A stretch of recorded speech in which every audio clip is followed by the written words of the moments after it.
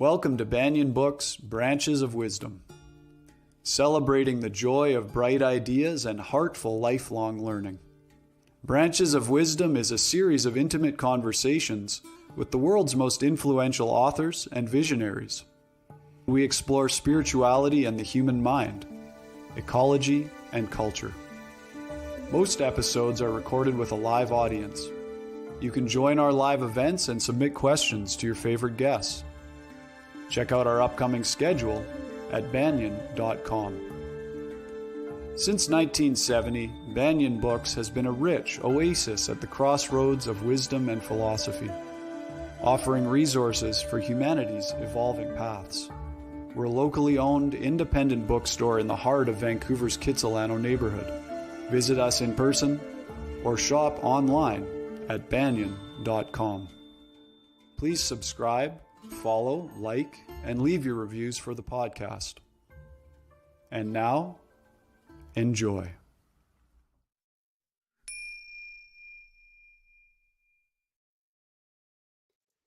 Hello and welcome. My name is Jacob Steele, the events manager for Banyan Books. This evening, we're delighted to be hosting Gach Ari Honarvar in conversation, circling around Gary's new book, Hafiz's Little Book of Life, as well as their other works. I would like to begin by acknowledging that although we have participants that are joining us from around the world, the physical location of Banyan Books is on the unceded territory of the Coast Salish peoples, including the territories of the Musqueam, Squamish, and Tsleil-Waututh nations. If you enjoyed today's event, we invite you to donate to Banyan Books to help support these programs to be free and accessible for all. There is a PayPal donation link in the video description below. Gary and Ari welcome your questions. Please type questions into the chat box at any point during the event. So now for introductions. Gary Gach is a renowned author, translator, editor, and Zen teacher. His work has appeared in such publications as The Atlantic, The New Yorker, and Yoga Journal, and has been translated into many languages. Lay ordained in the lineage of Thich Nhat Hanh, he teaches Zen Buddhism at the University of San Francisco and hosts the Zen Mindfulness Fellowship. Gach is author of such titles as The Complete Idiot's Guide to Buddhism, which won the Nautilus Award, and editor of What Book? Buddha Poems from Beat to Hiphop, which won the American Book Award. And you can find out more about his work at garygach.com. Ari Honarvar is the founder of Rumi with a View, dedicated to building music and poetry bridges across war-torn borders. As a musical ambassador of peace, she hosts weekly dance sessions with refugees and asylum seekers on both sides of the US-Mexico border. Her words have appeared in The Guardian, Teen Vogue, Vice, Washington Post, Newsweek, and elsewhere. She's the author of Rumi's Gift and A Girl Called Rumi, which won the Nautilus Award and Bookfest Award. Learn more about her work at rumiwithaview.com. Today, the book that they'll be speaking on, along with their other works, is Gary Gach's new book, Hafiz's Little Book of Life. And this book was co-translated with Erfan Mojib, and it has a foreword from Ari Honarvar. And there's the book cover there. Oh, that's A Girl Called Rumi. Yeah, this is the book that Ari wrote, and we'll also be touching on that. And there's Hafiz's book. Okay, so it's a delight to have them both with us here today. Please welcome Gary and Ari. Hello. Hi. Greetings. So it's a thrill to have you both with us today. I also just learned just now that Ari's also has a background with Thich Nhat Hanh, and were you a monk a lay monk in that tradition, or what's your background there? I was a practitioner. Practitioner? Lay practitioner, yeah. Lay practitioner, excellent. I didn't know that from your bio and stuff, so that's really neat. So I wanted to begin just by asking you, maybe each in turn. Maybe I'll start with Gary, maybe how did you come about becoming interested in Hafiz and the Persian poets? What's your journey? I know you're a Zen, Zen teacher, and you've seen a lot of things. So how did you come about this? That's a great question. And, this is the first year, birthday or anniversary since the book appeared. So it's great to be able to look back and recall that I was, as it were, pounding the pavement and knocking on doors of Publishers Row, trying to sell a manuscript of a contemporary Sufi. His name is Ali Reza Roshan, and publishers were all saying no, but one said, no, but could you bring us a manuscript of Hafiz? And I, responded to my literary collaborator in Tehran saying, we've been invited to translate Hafiz and he's untranslatable, right? And my partner said, right. And 2 days later or 3 days later, I got pictures from the Abbas Kiarostami edition. The filmmaker Abbas Kiarostami did editions of Rumi, Sanai, Nima, and his own poetry and Hafiz. And he would take a line from a poem and isolate it like a close-up and edit the line into a poem unto itself. I thought this was brilliant. I mean, because one of the many reasons that Hafiz is untranslatable is the poetry is so. In our appendix, we have 5 examples of this is what's going on in the Persian that you just can't hear in any translation. And do you try to keep the metrics in English? Do you try to keep the rhyme? And how do you do all that? It's incomprehensible. But this was our point of departure, which gave, me this incomparable opportunity to immerse myself in the world of Hafiz with a native speaker, and like that. Excellent, thank you. And we're going to talk about translation and stuff in a bit. I have a bunch of questions about that, but I wanted to hear from Ari. I know that you grew up in Shiraz and the birthplace and where Hafiz was from. Where did you first? What was Hafiz in your life, and what is he now? And Yeah, what I usually say is that, people ask me, how did your relationship begin with Hafiz or Rumi? And I say my relationship began long before I was born, because that's how it is to be in a culture where poetry is so much part of a person. It's as much part of a person as their very heartbeat.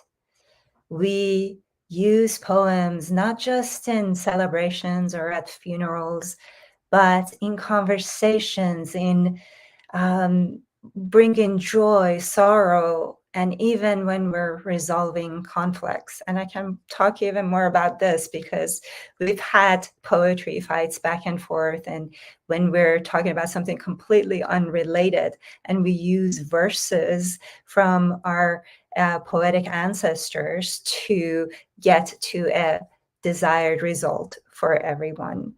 And so I knew Hafiz before I could read or write. And I became more interested in his poetry because my mother is a published author and pretty well-known poet in Iran. And she was also a Hafiz aficionado, and I would go to poetry gatherings, and I had memorized much of Hafiz. And Hafiz in Persian means the like a memorizer, keeper, because he had memorized the entire Quran and he had this incredible memory. And so it was kind of the feat for people to also memorize his book. And I had, by the time I left Iran at the age of 14, I knew many, many, many poems by heart of Hafiz. Thank you. Yeah, and Gary, I guess, I mean, you're a poet yourself, right? And you've translated other poets. So where did the poetry come from in your life? I know you met Kerouac, and am I right about that? No, That's not true. Okay, I misread that somewhere. no, no. You know, I guess I have two answers. One is poetry and translation, unless you want to keep translation in the wings. Well, let's keep translation in the wings. You know, growing up in America is kind of like the opposite of Ari, because in a sense, you know, in America, when I was growing up, we were taught to memorize poems and kind of hate them, therefore. I think that I shall never see a poem as lovely as a tree, and poems are made like fools by me, you know, and da-dum, da-dum, da-dum, da-dum, and it beat into you these kind of, you know, they're kind of like from the attic of your grandparents or something, and they have very little meaning. And my father, at one point, when I was very young, said, "This is my bookcase. You can, you know, read anything you like," a very European custom. And I picked out this little pocket book, a hardback of haiku from Peter Popper Press. And I just love them, you know, scooping the moon up in a wooden pail, I spilled it on the lawn. These things are etched in my mind today. And so and you may not consider haiku poetry even, they're just so unto themselves. But that was my initiation into a poetry, and also Walt Whitman. When I read Walt Whitman, I was like, oh my God, I can hear his voice. This is amazing. And the poets that I gravitated to are human beings that use poetry as a gateway to an experience of something very much rooted in the words and the things they refer to, and also using them as symbols and metaphors or something else beyond. Yeah. Oh, the beats? Yeah, I mean, I grew up in that era, and I knew, you know, I've met various, you know, I knew Gregory Corso, I knew Bob Kaufman, but also Diane de Prima, who, you know, the Women Got Short Shrift, was an important mentor for me in poetry as I was growing up. Yeah. Excellent. So actually, I just wanted to ask a question of Ari again about would you say that the current generations of Iranians, do they share the same reverence that they did in the past for That the is poet? such a hard question for me, because I've heard both ways, but I don't think so. Like when I look at some Iranian talk shows or you know, podcasts and such, the things that I know, those verses are not coming to them as effortlessly as I remember. But again, I have just this tiny little sample. I don't know what the zeitgeist is in Iran in terms of poetry. Mhm. Yeah, I do notice there is a difference in that there tends to still be the reverence for the older singers, the way that we don't tend to have here as much. It's sort of like everything old is kind of an old hat in the West, you know? It's just like, oh, that was 10 years ago, it's old. But I feel like Iranians still sort of revere, you know, Ebi or somebody who's like a Gugush, or like their older singers, so they still have that. Okay, so I wanted to ask, do you have like maybe a favorite poem that you'd like to read, or a favorite verse? Maybe start with Gary from Hafiz. Well, you know, again, these aren't whole poems or ghazals or lyrics. These are like vignettes. Abbas Kiarostami compared them to text messages. And, you know, they're like my children, you know, I see each one, I embrace it. I say, you know, of all the poems, I love you the best. I say that to all the other poems, but to you, I really mean it. And it's true. I don't really have any favorites. And one of the things that is true about Hafiz is that he's an oracle, that you can open the book and he will speak to you right now in the here and now. I would gladly trade the Garden of Paradise with the shade of its heavenly trees and the celestial castles with all of their nymphs in exchange for the dust in the alley of the friend.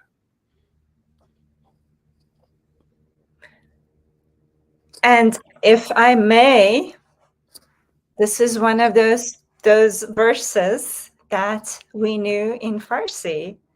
So I will say it in Farsi and see how it resonates, if the meaning comes through in a different way. It goes like right into your heart.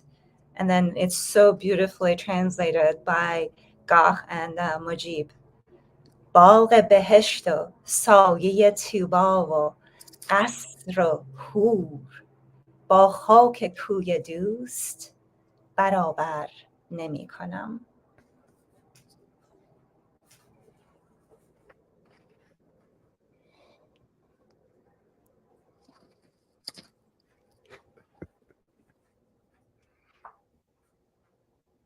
You want to share another one? Those are beautiful. Ari, why don't you read one that you know in Farsi and then I'll read it in English. Would that be fun? Yeah, so should I tell you what page it is on? Tell me in advance the first line so I can see if I It's can page 38. Oh my God. Yeah, so this actually shows up in my book too, in A Girl Called Revered. And it's very apropos of the moments that we live in. And it's about, war. جنگ 72 ملت همه را عذر بنه چه ندیدند حقیقت ره افسانه زدند.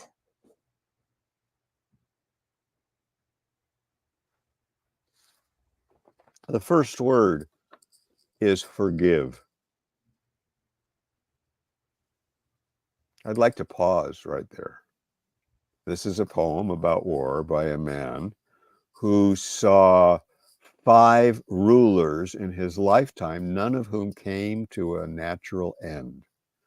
He saw his good share of social and political grief.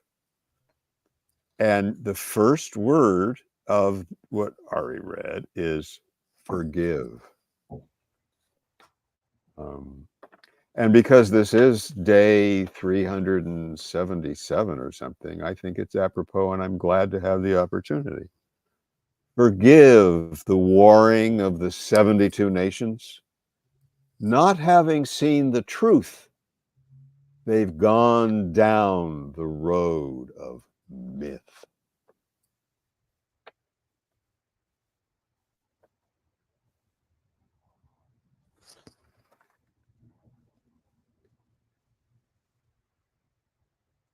So we do it one more for now? Sure. میان عاشق و معشوق هیچ حائل نیست تو خود حجاب خودی از میان برخیز. And that is on page 175, second vignette.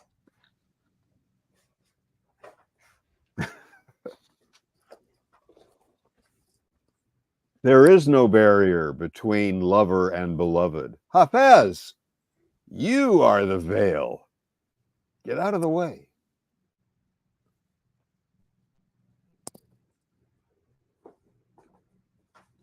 And I want to say a word about veil.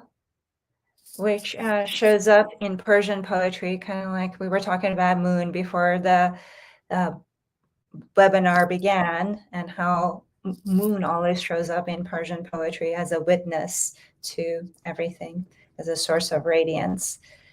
And so this same poem, a couple of 100 years before that, Rumi had a similar thing, which he says, and I'll say it in Farsi first.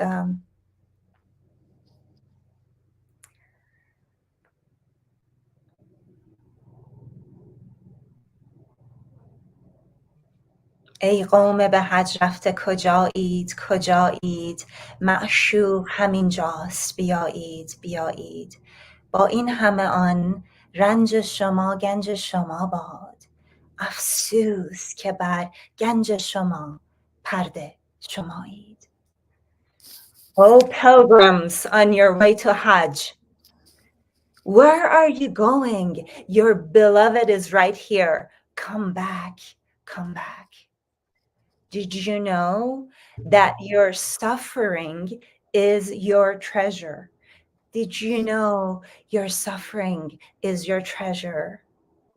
Alas, you are the veil covering your treasure.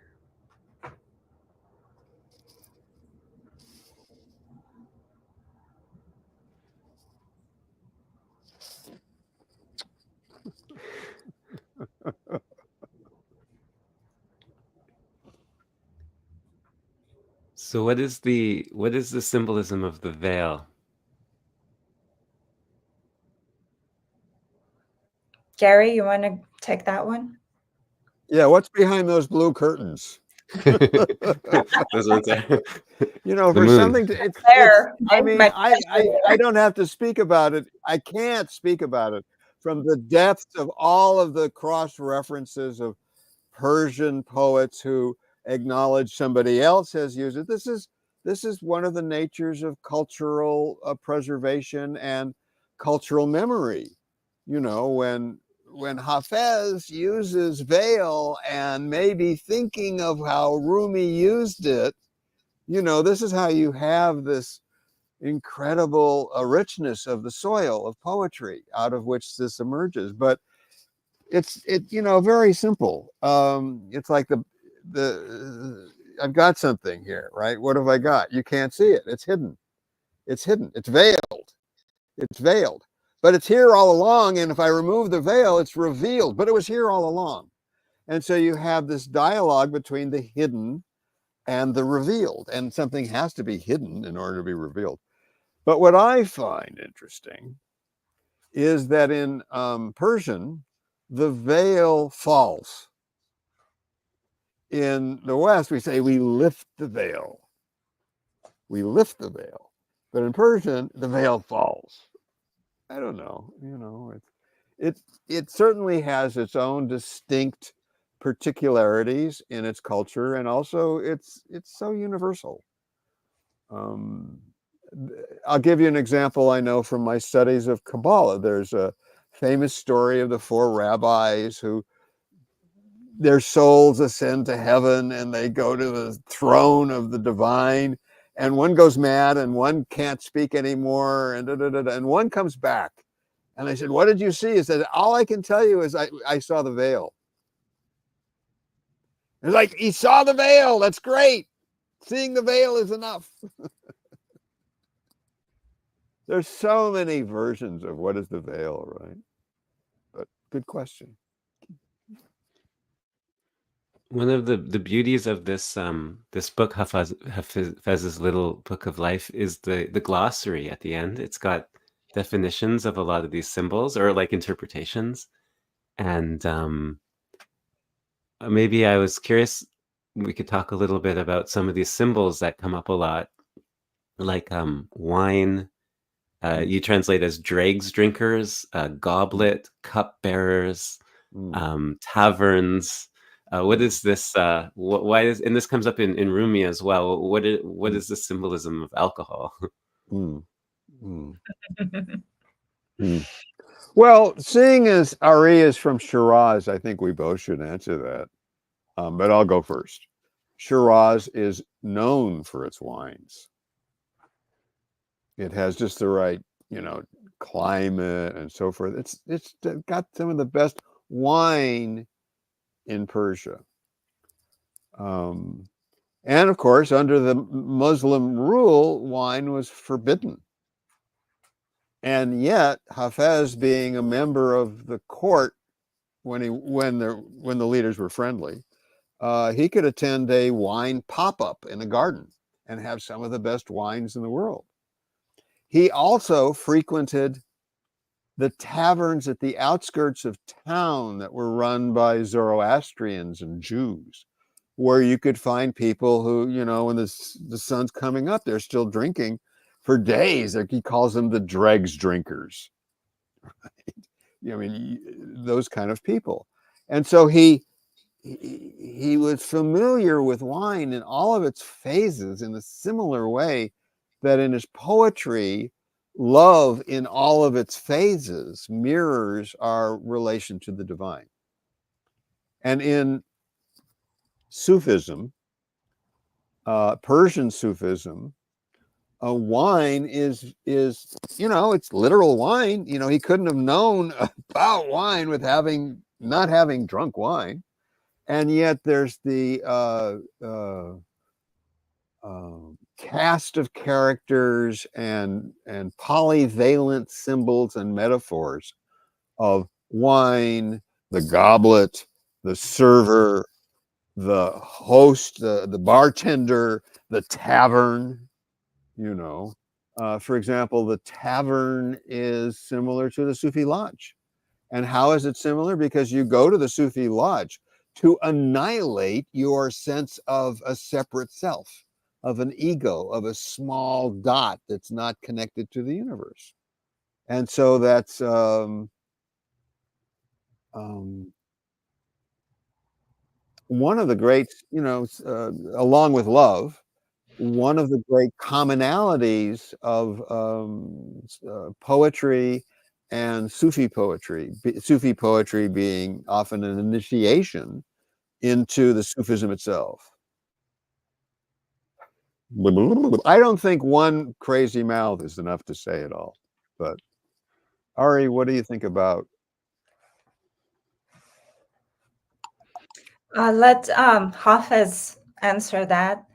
شراب تلخ میخواهم که مرد افکن بود زورش. Give me. I long for bitter wine, strong enough to knock down a man. So that's kind of like the dregs that we were talking about.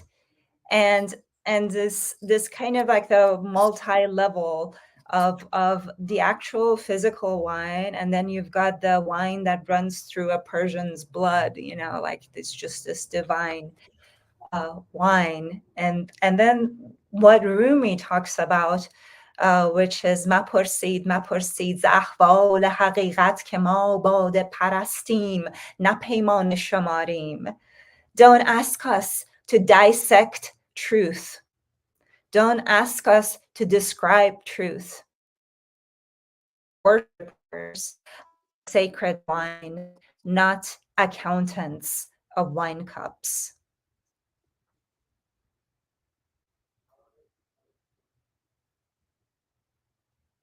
Were I to see... Oh, go ahead. I love that. Did you have another poem that I was just going to say? There's a section in the book called The Garden of Wine. Mm-hmm. And maybe I can explain or answer your question in that sense. The book takes these vignettes and arranges them in a journey, starting with the world and the world's dissatisfactions and the world's longings and yearnings. And then there's this initiatory garden of wine, which then leads to love, which leads to wisdom and leads to ecstasy. And there's various phases and forms of the experience of this wine. The one I was going to read, I love them all. The one I was going to read is, were I to see your face in my goblet of wine, my turban would burst into space like a bubble. And as a footnote, there's an allusion there to Jamshid, who had a goblet in which he could, in the surface of the wine, he could scry. He could predict the future. He was omniscient. He could see everything in the surface of the wine in this goblet. So were I to see your face in my goblet, has that reflection. And your face could be, you know, the person that I'm tongue-tied and I can't write the words in my heart. And it could also be the beloved, the divine. I think I just understood something about this wine thing for the very, very first time. Just like hearing you both reciting these poems, it makes me feel like almost tipsy. Like it almost feels drunk. There's sort of like but it's like a beautiful feeling. It's like this sort of like a good tipsy, like a sweetness in the heart. And it feels like you're kind of there's this sort of hazy quality. And so maybe it's also the poetry itself and the performative aspect of the poetry, maybe as it's sung or spoken, that kind of brings you into that space of maybe wisdom, like a sort of like a bliss wisdom or something. Like it's like a mystical, but it's also sensual. Yeah. You're absolutely right. There is so much. This is not the God of fire and brimstone, but it's like the sensual beloved, right? And when you get to this space where you can feel a little drunk and you're starting to lose the sense of who you are and who the other person is and what is going on, just you get to the place where the poets who recited and composed these poems were in that space. So you start to kind of to get drunk from the same wine. And there is a verse that says, "Man mast to divane ma ra ke barat khane." I am drunk and you are mad. Who will take us home? That's kind of where we are right now. Exactly. Wow. There's another image that comes up occasionally of the Simurgh, this mystical bird, and it's mentioned in the glossary as well. And I know, Ari, in your book, A Girl Called Rumi, the Simurgh takes on a sort of a life of its own. I was wondering if you wanted to talk about that bird and the symbolism of it, and maybe how you brought it into your book. Yeah, so the one of the books that I grew up during the Iran-Iraq War, and just when women had lost their right to sing or dance or recite poetry in a ecstatic way, or even laugh in public. And so it was just this tension of becoming really defiant and going out there and writing anti-regime stuff on the walls versus coming home to a sanctuary. And the sanctuary was basically books all around. One of the books that really influenced me was Seven Valleys of Love by Attar, who was one of Rumi's teachers. And Attar, the word means pharmacist. So it was like one of the old-timer psychologists, right? He would prescribe all these different herbs, but also listen to patients, listen to people's maladies, and come up with some gems of wisdom. And Seven Valleys of Love is not necessarily this by him. There's a retelling. It is a very ancient tale, and Attar wrote The Seven Valleys of Love, and it was about these birds who are just dissatisfied with the current state of affairs, and they want just something bigger. They want freedom.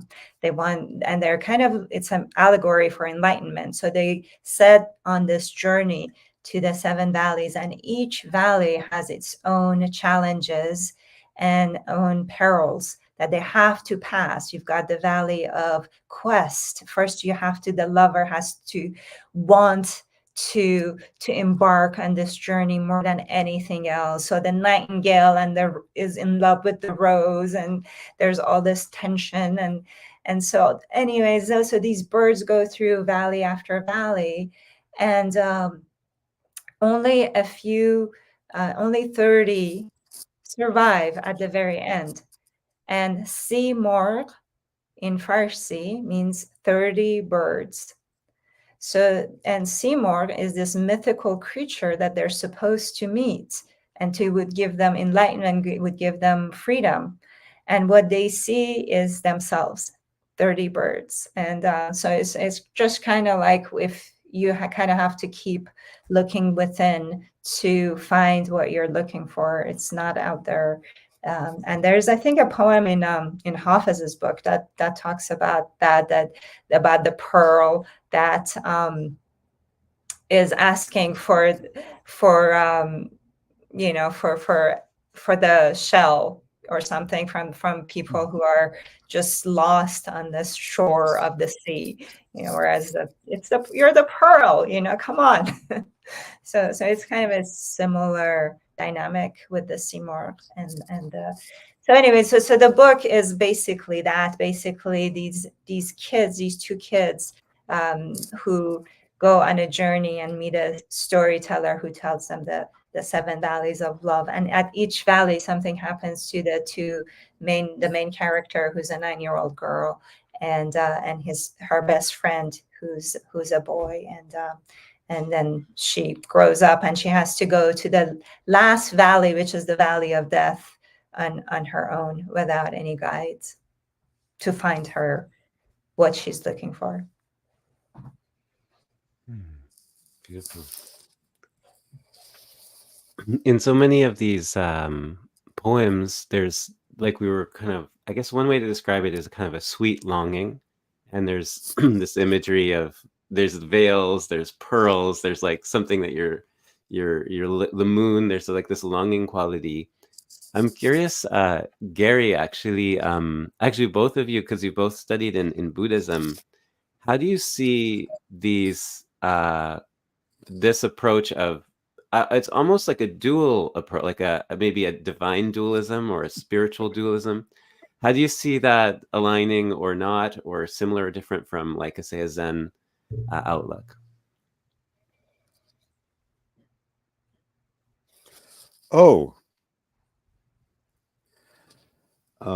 Since I'd have to answer as a Jufi, or rather a Jufi boo. A Jufi boo. Do you have any Jufi boos in the program at Banyan? That is to say, I'm Jewish in my parents' side. I belong and practice and study Sufism in a lodge. And my root teaching is in Buddhism through Thich Nhat Hanh. Isn't exactly Japanese Zen, by the way. It's like Chinese. It's a real mix of different forms of Buddhism. So if the question is about non-dualism, I don't know. But I think if I put dualism and non-dualism sort of here and get to what I'm hearing you're asking, is I think, there's a commonality that runs through life and civilization that's kind of an underground, in the sense that we form religions, and then there's an underground that says, hey, this is getting to be too complicated, and the rules and regulations I can't keep up with. And why did we do this in the first place? Oh, I remember. It's because we want to be free. We want to awaken. We want to live a full, happy life as we were meant to do. And so those underground sensibilities manifest in Islam as Sufism, as Zen in Buddhism, as Hasidism in Judaism from the Baal Shem Tov lineage. In Christianity, it's in the Desert Fathers. You hear it in Teresa of Avila, St. John of the Cross, the mystics. And they're all talking about the same thing. And sometimes you'll hear Pearl throughout all of them. You know, Dogen, the Zen Soto God practically, says when your body drops away, you're meditating and your body drops away, and you're meditating and your mind drops away. What's left is this vast, bright pearl.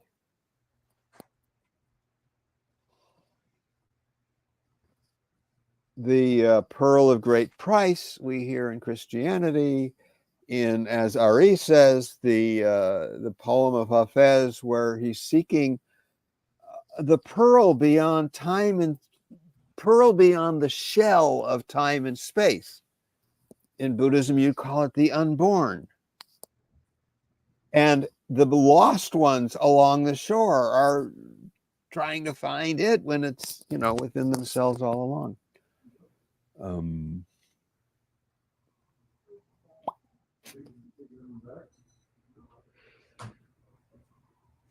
Yeah, I would say that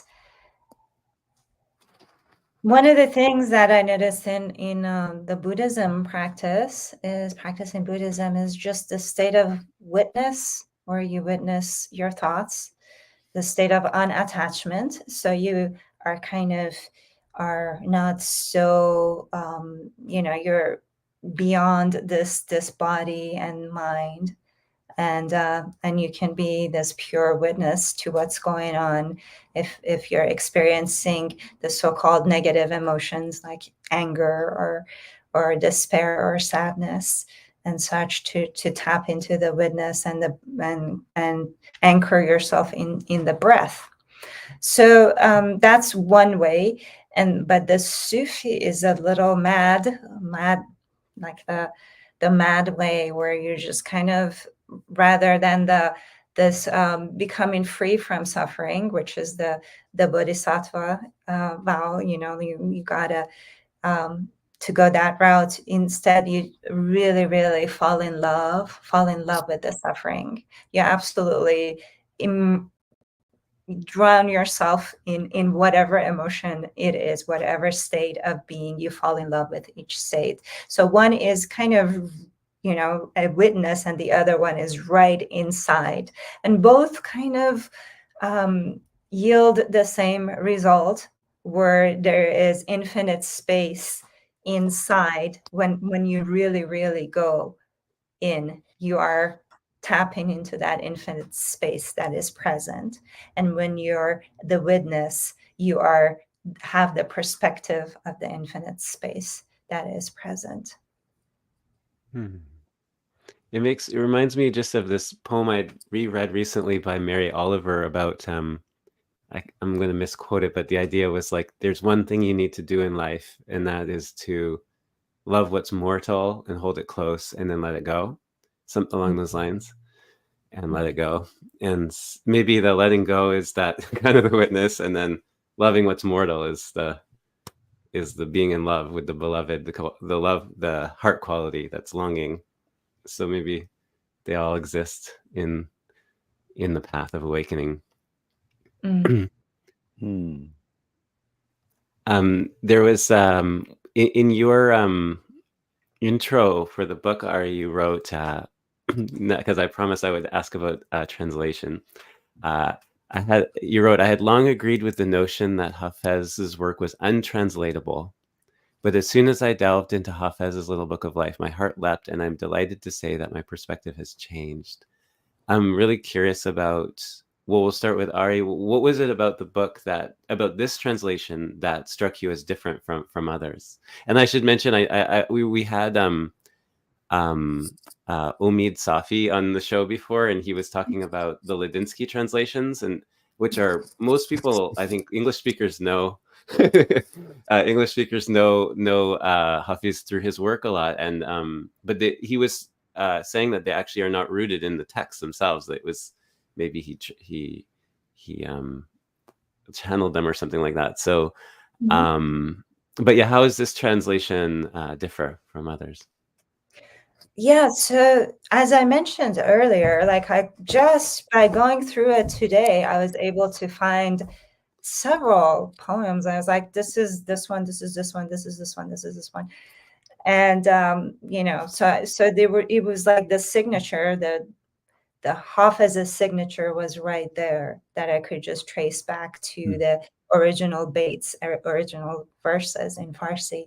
Whereas when, you know, popular translations like Landinsky's, when people read them to me, they're delightful poems. So there's, you know, absolutely, they're lovely, but there is no trace, there is no fragrance, there is nothing.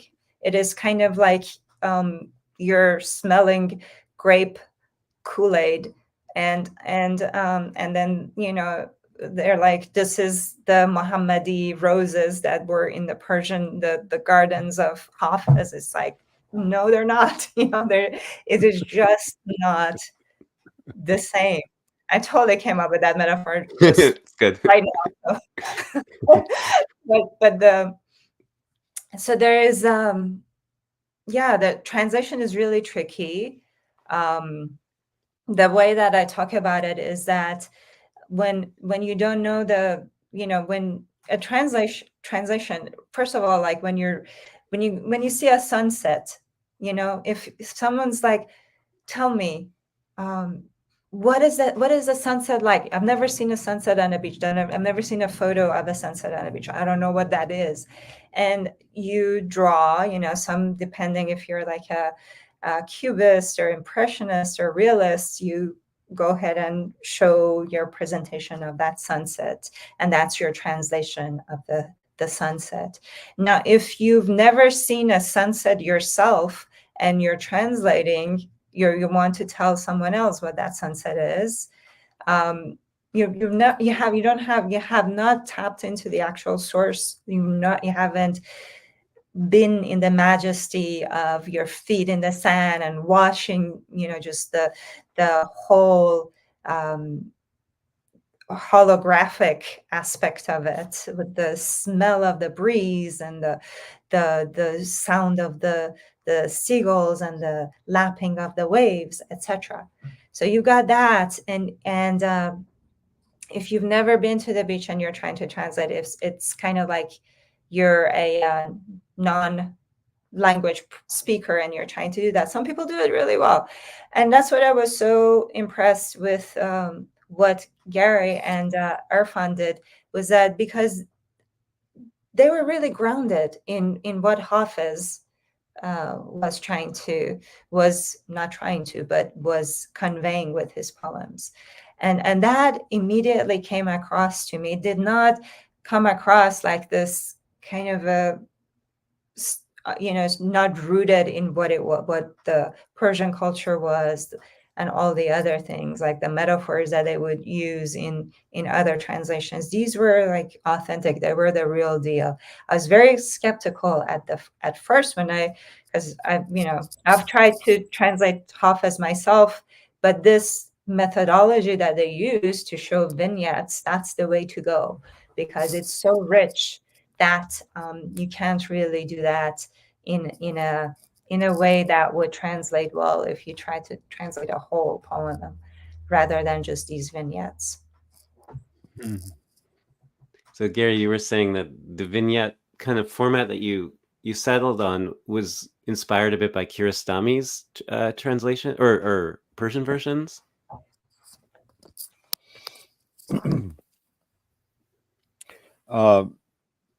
Abbas Kiarostami, the master Iranian filmmaker, was also a genius in other mediums, and one was his own poetry and his editions of other poets.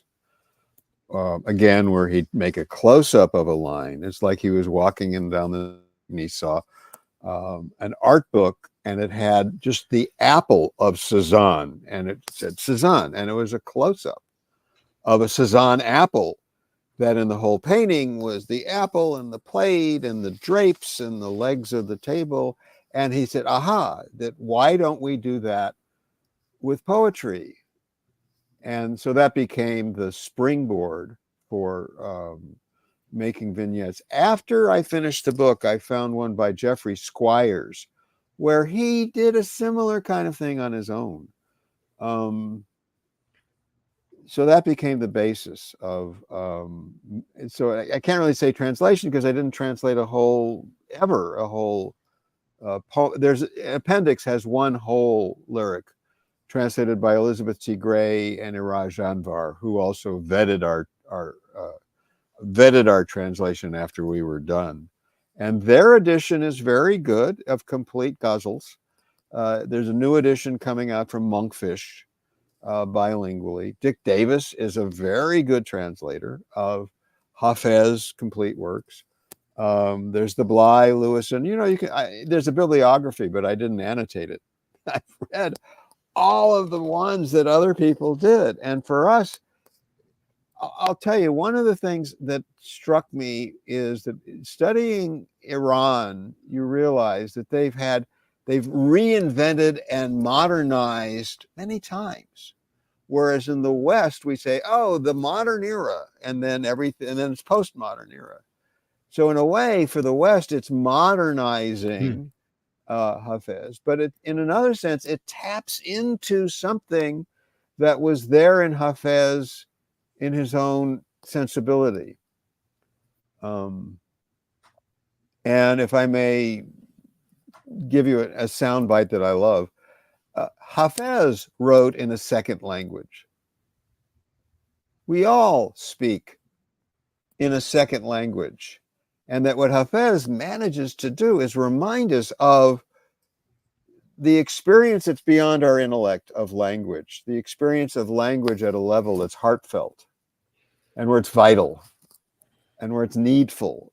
And his style is so noble.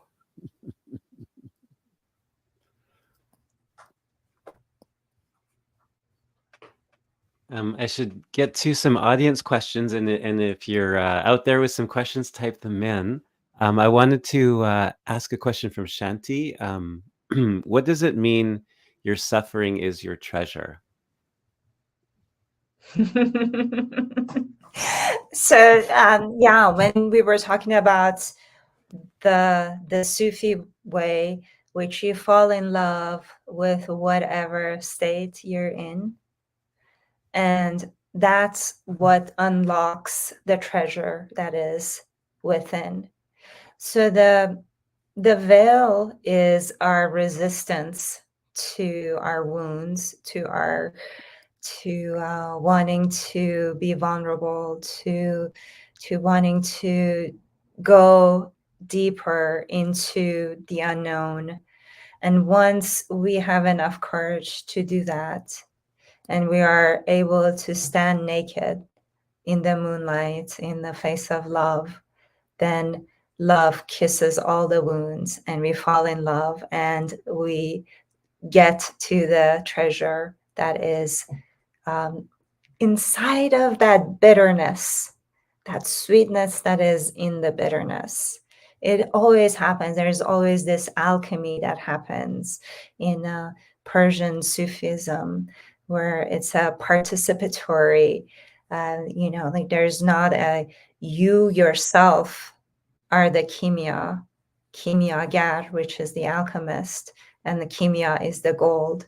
So that transformation of base metal, that transformation of something that is not great, like compost, some crap that turns into compost and rich soil, where this emergence comes out of it and is beautiful. It's always right there underneath the surface, underneath the veil. And so that's what suffering is, once you actually look at suffering and you see that emptiness and love that is within it.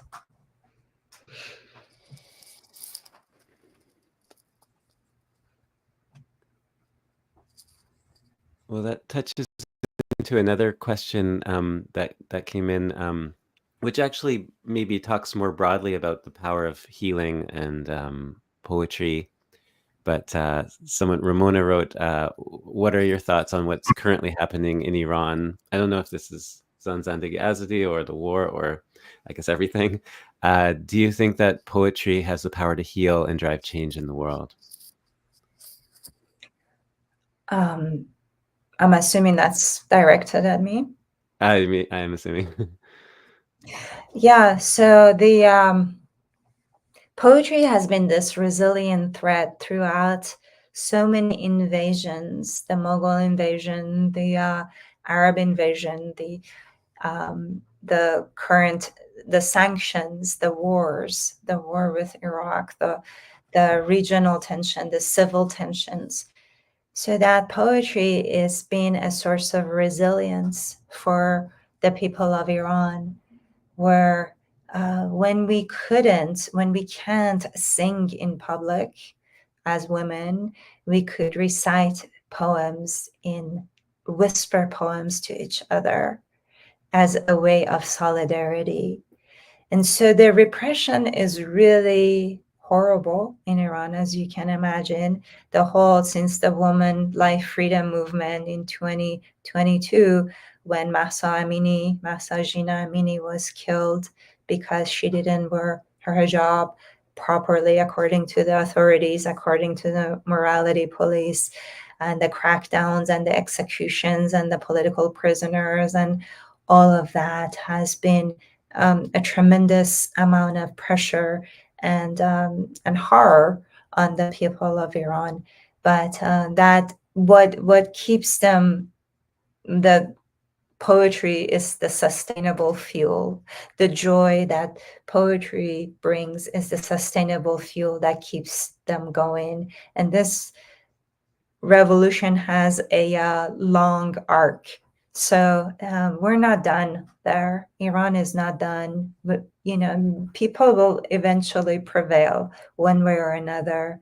Oppression can't last forever. Thank you. I wonder if we could maybe end on some more poetry if you have some more to share. Maybe Gary? From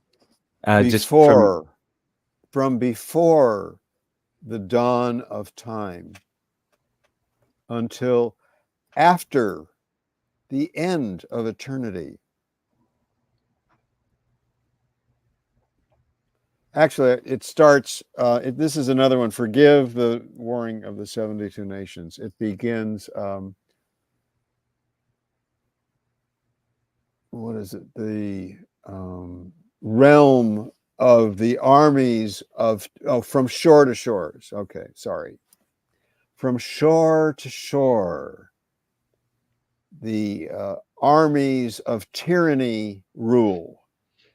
From shore to shore, the armies of tyranny rule. But from before the dawn of time until after the end of eternity is the domain of the poets, the dervishes, the holy beggars, the Sufis, the Hasids, the natives, the indigenous people.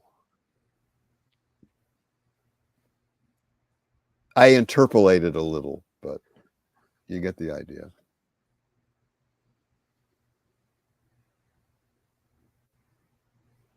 All right, you have one? Let's see. Close your eyes and put your finger in. It's an oracle. There we go. By the way, we haven't mentioned Ari's oracle deck. Yes, let's mention it. Her Rumi deck. And one reason I want to mention it, besides it being a splendid oracle, is it includes her beautiful paintings. Each card is a painting by Ari. Yeah. Do you have it there? Oh, there, you got it there. Yeah. Let's make the screen big there for her. Yeah. Rumi's, what's the full name? It's Rumi's Gift. That's right. Rumi's Gift Oracle. Yes. I've got a little. You think Rumi has one for us to end on? Sure. Yeah. Wait, before you read it though, I have just this burning question about oracles, and because I know, like in Iran, Hafez, like they have this tradition of Fale Hafez, where they draw like they at Nowruz, and also they read his poems at Yelda night, and I'm just so curious, did he like? How does that? What's that all about? Just like what is this oracle aspect of Hafez? I'm not sure when it began. Gary, do you know? It began when he died, and the legend is it began when he died, and they said, we're not going to give this guy a burial. Look at his stuff. He wrote all these poems about drunkenness and all this stuff, and he fell out of favor with that king. And, we know this whole story. And they said, okay, let's do this. Because people loved him. In his day, he was revered in the Persianate nation, the Persianate world, which included many nations beyond Persia in his own lifetime because of the power of song. And so they took his poems and they had a little kid draw from, a bag. And they pulled out one that said, I may be dead, but my spirit's immortal and I deserve the best. And oh my God. And from that point, the idea of using him as an oracle began. And it's not just on New Year's and so forth. It's like you're going to go somewhere. So you're going to open the book and you flip a couple of pages and you put your finger down and you go, oh yeah. And that's what's going to be your mantra or your oracle for whatever occasion. And are these meant as? I did not know. And are these the kind of affirmations, or are they like prophecies for your year or that kind of thing? It can be both. It can be both. Yeah. So here's one quick one. Let's see. I'm shuffling the deck. And I pick one. It is called Union, which is there's a woman who's singing, and the poem is بیا بیا دلدار من درآ در کار من تویی گفتار من بگو اسرار من. Come, my beloved, you have unveiled 1,000 faces of love, all of them residing right here in my heart. You are my speech. Tell me my secrets.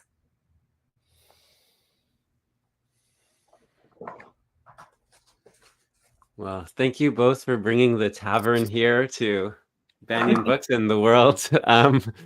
It's been a really thrill to speak with you both. I wanted to let our listeners remind you that you can get all these books and oracle decks at Banyan Books, which is Banyan, BANYEN.com. And you can find out more about Gary's work at Gary Gach, which is GARYGACH.com, and more about Ari's work at RumiWithAView.com.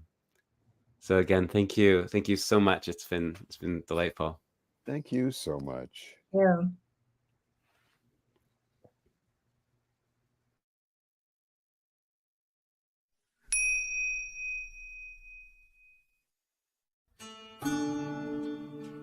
Thanks for joining us for Branches of Wisdom, a podcast of Banyan Books and Sound, Canada's spiritual and healing resource since 1970. Our podcast producer is Jacob Steele.